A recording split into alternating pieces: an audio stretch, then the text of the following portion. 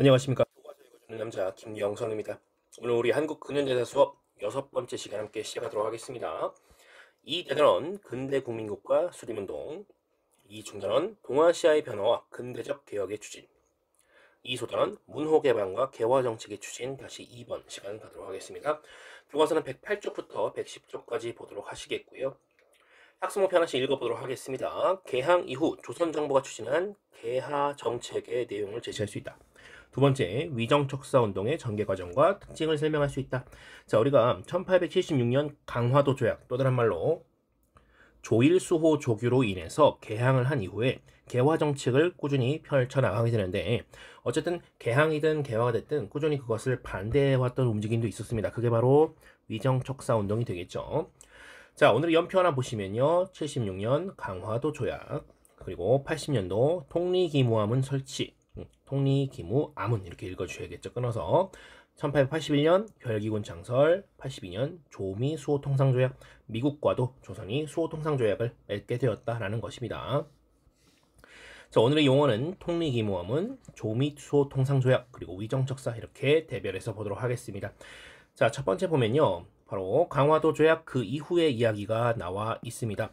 먼저 수신사랑에 뭔가 나와 있고요. 수신사가 파견된 이후에 조선 내 분위기가 어땠냐라고 묻고 있습니다. 그리고 조선의 개화 정책이 어떻게 이루어졌느냐라는 것인데요. 수신사라는 것은 결국 사절단이죠.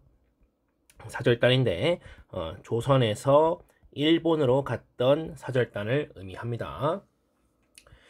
자, 근데 뭔가를 배우러 갔던 게 바로 사절단인데요. 내용을 보면 강화도 조약 이후에 체결한 이후에 조선 정부가 일본의 근대화 현황이랑 국제정세 파악을 위해서 일본에 보낸 사절단인데 총 2차례 보냈다라고 합니다.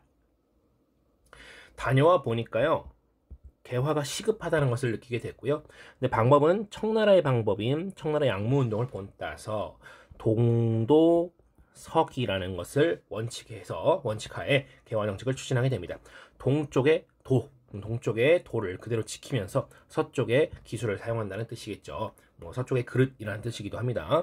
그래서 어떤 개화 정책을 펴게 되냐, 담당 기구였던 통리기무 아문을 설치하고요. 그 아래 실무관청인 12개의 사를 설치합니다. 그리고 신식군대 별기군이라는 것을 설치하게 되고요. 99군대였던 5군영을 2개의 영으로 통합 개편합니다. 5개였는데 2개로 줄어들었으니까 그만큼 99군대는 홀대를 당한 거죠.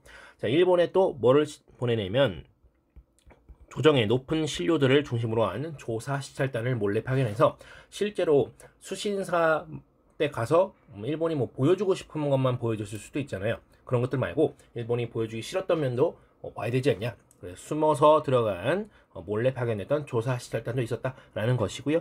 그리고 이 청나라에는 영선사라는 걸 보낸 이후에 또 여러 가지 배워와서, 아무래도 당신은 청나라에게서 좀 더 영향을 많이 받던 나라였으니까 청나라에 다녀와서 이것저것 또 세우게 되는 그런 것들이 있었습니다. 그거는 뒤에 자료 박스 보시면 우리가 알 수가 있겠습니다. 자, 우리가 일본과 개항을 하게 된 이후에 이제 다른 나라와 또 개항을 차례로 이렇게 맺어나가게 되는데요. 그 다음은 바로 이 미국과의 조약이었습니다.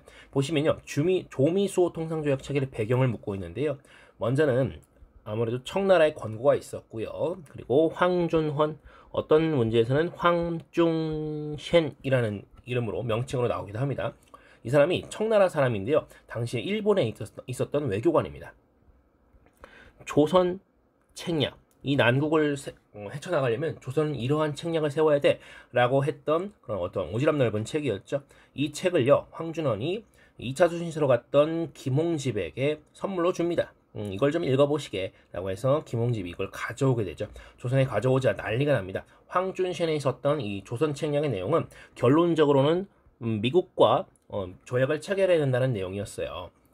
자, 보시면 그렇게 해서 결국 체결이 되는데, 조미수호 통상조약의 의의와 주요 내용을 묻고 있죠. 자, 의의라는 것은 서양 국가와 맺은 최초의 조약이다. 근데 여러분, 근대적 조약이겠죠.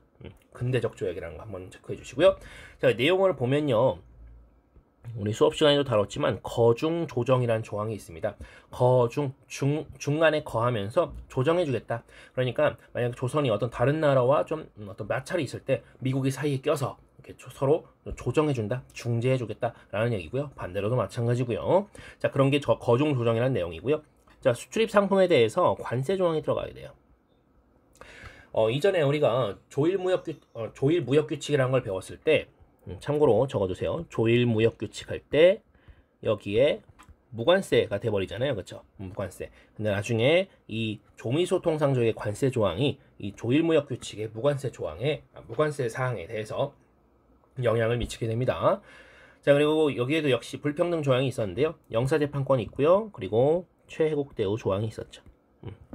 어디에나 미국이 이렇게 최혜국 대우 조항을 밀어넣어놨습니다. 자, 보시면요. 그 다음 얘기가 이제 보빙사랑이 나오게 되는데, 자, 이 통상조약을 체결한 이후에 미국 공사가 조선에 부임해 오게 됩니다. 그래서 조선이 그에 대한 담례로 미국의 보빙사를 파견하게 되는데, 이 보빙이 보답한다는 거예요. 이게 초대 이렇게 우리가 같이 잘 됐다는 거에 대해서 보답한다는 의미입니다. 한번 사전 정확하게 찾아보시고요. 자, 그 이후에 조선은 어떤 상황이 되냐? 이제 미국, 즉 서양 국가와도 조약 체결됐죠. 다른 나라들도 와서 막 나도 하겠죠. 하면서 조약을 체결하게 되는데, 특히 러시아와는 직접 조약을 체결하게 됩니다. 위 조약들은 근데 모두 다 최혜국 대우 조항이 기본으로 장착된 불평등한 조약들이다 라는 점을 한번 기억을 해주시고요. 이것은 조선이 서구 중심의 세계 질서에 편입, 사실상 빨려 들어가는 상황으로 치닫게 된다, 이렇게 생각을 해주시면 좀 좋을 것 같습니다. 자, 여기서 선생님이 수업 때 강조했던 내용이 있었는데요. 여기 보시면 특히 러시아와는 직접적으로 조선이 조약을 체결한다 라는 내용이 있었는데, 이 조선 책략의 내용 중에 이 미국과 조약을 체결해야 되는 이유가 바로 러시아를 막아야 되기 때문이다 라고 하는 거였는데, 이 청나라가 너희 러시아를 막아야 돼 라고 하는 것은 사실 청나라가 러시아를 막고 싶었던 거겠죠. 조선은 전통적으로 청나라의 영향을 크게 받아왔기 때문에 그 말을 들을 수밖에 없었을 겁니다. 그런데 여기서 독자적으로 러시아와 조약을 체결했다? 상당히 의미 있는 장면이 아닌가 라고 생각이 됩니다. 자, 다음 넘어갈게요. 드디어 우리가 위정척사 얘기를 좀 해볼 건데요. 위정, 바른 것은 지키고, 위정, 우리가 뭔가를 호위한다 할 때 그 지킬 위자, 그리고 바를 정, 위정입니다. 그리고 사악한 것은 물리친다, 물리칠 척자와 그리고 사악할 사, 척사라는 것을 합쳐서 위정척사가 되겠습니다. 이 흐름을 좀 정리해보자라고 되어 있는데, 여러분 이 시기를 구분을 좀 해주셔야겠습니다. 1860년대부터 90년대까지 총 4가지 흐름이 있는데요. 4번의 큰 흐름이 있는데, 60년대 같은 경우는 일단 기정신, 이항로 등의 아주 꼬장꼬장한 그런 위정척사 그 선비들이 나서게 되는데, 이때는요 외국과의 화친을 배척합니다. 그리고 그들과 싸울 것을 주장하죠. 전쟁을 주장하는 것입니다. 이때는요 아예 통상 자체를 반대하게 됩니다.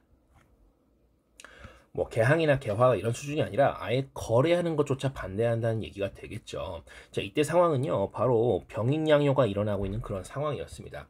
그러니까 프랑스가 쳐들어오고 막 활개를 치니까 이런 통상 반대 얘기가 나왔던 것이고요. 70년대 가면요 바로 최익현이라는 엄청난 그 꼬장꼬장한 섬이가 나타나서, 이때는요 외양 일체론을 이야기하면서 개항을 반대하게 됩니다. 자, 외양일체론 왜 나왔냐? 이때는요 강화도 조약 체결되게 생긴 거예요. 운요 사건 이후에 이제 즉 일본이 그 조선에 개항을 요구하게 되자, 쉽게 말해서 외놈들이나 양놈들이나 다 한 몸이다, 똑같은 놈들이다 라고 얘기하는 외양일체론 얘기하면서 개항을 반대했던 것이죠. 자, 80년대 가면요 아까 이 조선 책략과 관련된 얘기가 나오게 돼요. 조선 책략이 유포되는 그런 상황이었는데, 2차 수신사 김홍집이 가져왔죠. 이때요 이만손이라는 사람을 대표로 해서 영남 만인소라는 상소문이 올라옵니다. 이때는요 개화 반대인 거죠. 이미 문은 열렸고 다만 우리는 개화하지 않겠다라는 것인데, 이 영남 지역에 있던 수많은 유생들이 같이 이만손을 필두로 해서 상소문을 올리게 됐던 것입니다. 선생님 잠깐 얘기했었죠. 사람이 10,000명이니까 손이 몇 개예요? 2만 개죠. 그래서 2만손 한번 외울 수 있게 됐고요. 자, 90년대 가면 유인석, 이소홍 등의 또 선비들이 나서게 되는데, 이때 같은 경우는 여러분들 반외세 그리고 반침략 성격을 가진 항일 의병운동으로 이어지게 됩니다. 이때는요 사실 90년대 95년 1895년이죠. 을미사변이 전개되는 아주 끔찍한 상황이 있었습니다. 그에 대응해서 을미 의병으로 이어지죠. 우리가 이거는 나중에 또 정리해 보도록 하겠고요. 어쨌든 우리가 미정척사 운동의 의의와 한계를 좀 정리해 볼 건데요. 의의와 같은 경우는 여러분들 외세 침략에 반대해서 나중에 1890년대 뭐죠? 그렇죠. 여기는 항일 의병운동으로 계승된다라는 점을 우리가 한번 기억을 해주시고요. 그러나 이 한계점 같은 경우는 아무래도 양반 중심의 성리학적 질서를 유지하고자 했다는 것이 좀 약점이 되겠죠. 이런 점이 좀 아쉽게 됐지만 어쨌든 이 흐름이 나중에 이 항일 의병운동으로 계승되고 나중에는 또 독립운동까지 이어지는 그런 흐름들이 있습니다. 처음에는 양반 중심이라고 해서 양반만을 위한 그런 것처럼 보였지만 점점 지켜야 하는 그 바른 것 혹은 지켜야 되는 범위가 점점 늘어났던 겁니다. 우리의 범위가 점점 넓어졌던 거죠. 그러면서 우리나라, 우리 민족을 지켜야 된다라고 하면서 독립운동까지 이어진다는 점 한번 기억해 보시면 좋을 것 같습니다. 오늘 수업은 여기까지입니다. 고생하셨습니다.